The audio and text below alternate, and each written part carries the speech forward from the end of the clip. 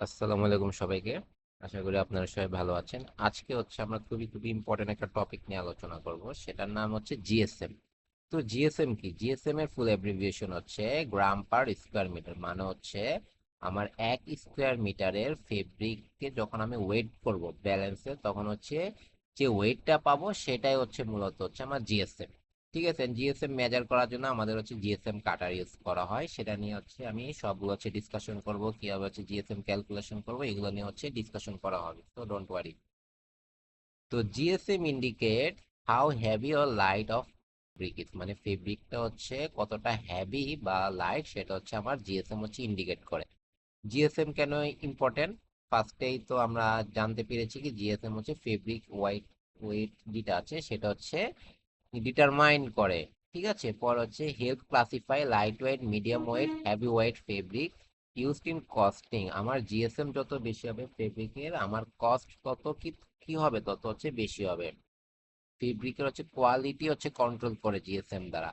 Fabric selection করতে easy হয়, আমি কোন জিএসএম এর ফেব্রিক দিয়ে কি টাইপের গার্মেন্টস রেডি করব, সেটার জন্য জিএসএম খুবই খুবই ইম্পর্টেন্ট। কমফোর্ট এন্ড ডিউরেবিলিটি, আমার জিএসএম যদি বেশি হয়ে যায় তাহলে আমি কি গরমকালে কিন্তু হাই জিএসএম এর গার্মেন্টস কি করতে পারবো না, পরতে পারবো না। আবার শীতকালে যদি আমার ফেব্রিকের জিএসএম কম হয়, সেটা দিয়ে আমার শীত কিন্তু যাবে না। এর জন্য জিএসএম কি করে, এফেক্ট কমফোর্ট এন্ড ডিউরেবিলিটি। তো ফেব্রিক টাইপের উপর বেস করে নর্মালি আমাদের এই রেঞ্জের জিএসএম ইউজ করা হয়, কিন্তু এটা কি কম বা বেশি হতে পারে, এটা একটা জেনারেল আইডিয়া।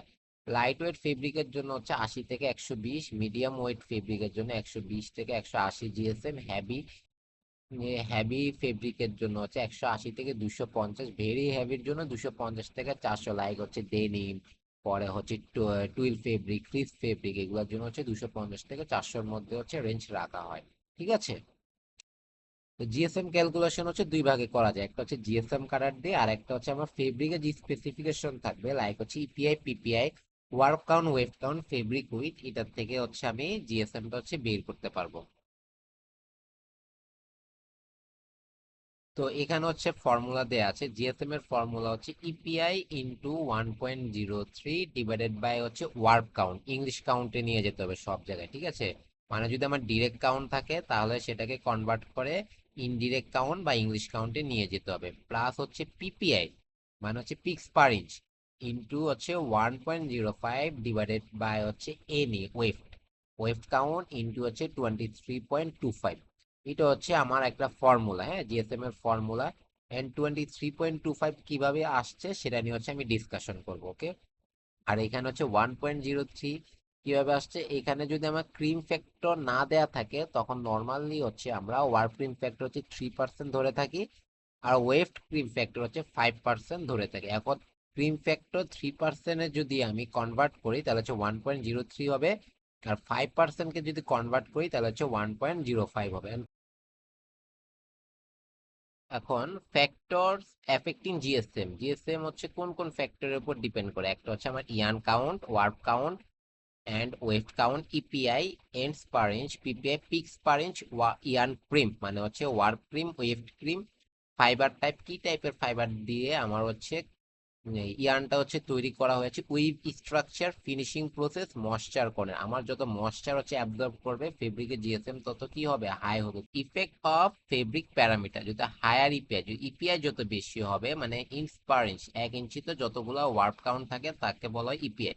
আমার ইপিআই যত বেশি হবে জিএসএম তত হাই হবে, পিপিআই যত বেশি হবে জিএসএম তত হাই হবে। হায়ার ইয়ার্ন কাউন্ট হলে লোয়ার জিএসএম হবে, ইয়ার কাউন্টটা হাই হবে তত ইয়ানটা ফাইনার হবে। এর জন্য ইনডিরেক্টের ক্ষেত্রে যত হায়ার ইয়ান কাউন্ট হবে লোয়ার জিএসএম হবে। কিন্তু এটা কি, এটা আমার জিএসএম কাটার, ওকে? এটা ডায়ামিটার, ডায়ামিটার থাকে 11.28 সেন্টিমিটার, এরিয়া 100 সেন্টিমিটার স্কোয়ার। তো কিভাবে 100 সেন্টিমিটার স্কোয়ার আসছে, 11.28 সেন্টিমিটার আসছে, সেটা নিয়ে ডিসকাশন করবো, ডোন্ট ওয়ারি।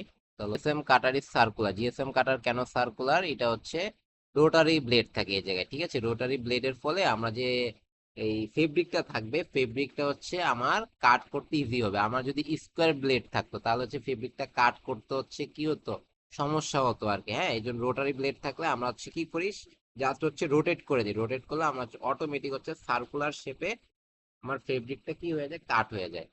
দেন হচ্ছে এটা ক্লিন করতেও হচ্ছে ইজি হয়, হচ্ছে ইজিলি হচ্ছে আমরা হচ্ছে কাটতে পারি, এর ফলে হচ্ছে ইফিসিয়েন্সিও হাই থাকে, আর ব্লেড গুলো হচ্ছে ডিউরেবল থাকে। তো এখানে একটা নোট আছে, নোট হচ্ছে the shape is circular, GSM কাটারের শেপ কিন্তু সার্কুলার, সেটা তো আমরা দেখলাম।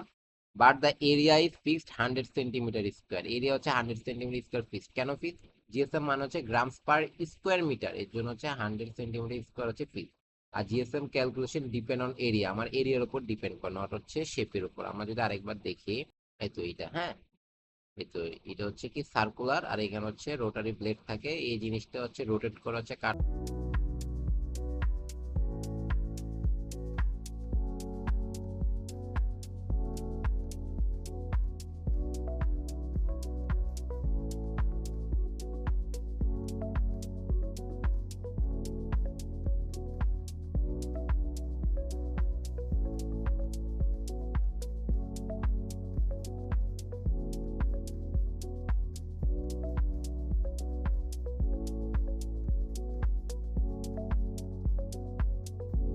তো এখন হচ্ছে আমরা জানবো 11.28 সেন্টিমিটার কিভাবে আসছে, হ্যাঁ সেটা তো আমাদের কোশ্চেন জাগতে পারে, এই জিনিসটা কিভাবে আসছে সেটা নিয়ে হচ্ছে ডিসকাশন করি।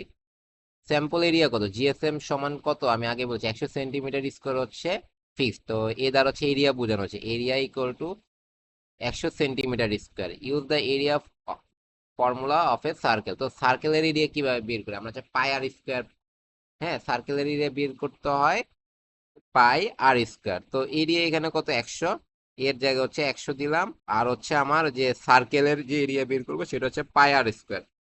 এখন সেটাকে হচ্ছে কি করব, আমরা হচ্ছে ক্যালকুলেশন করলে চলে আসবে।